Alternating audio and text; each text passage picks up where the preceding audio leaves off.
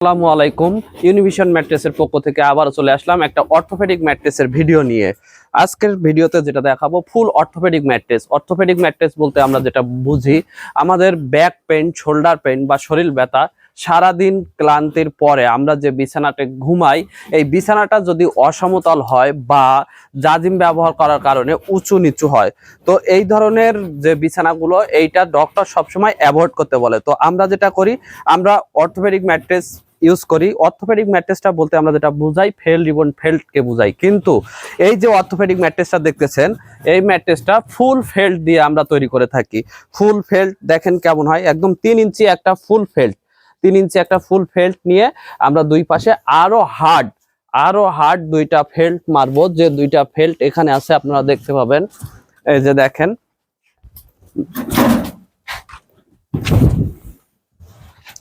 এই ফেল্ট দিয়ে আমরা এটার থিকনেস করব 4 ইঞ্চি।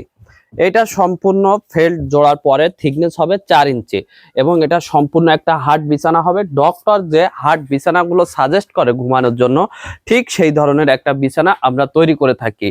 এই বিছানাটা তৈরি করতে আপনাদের খরচ পড়বে 12,500 টাকা।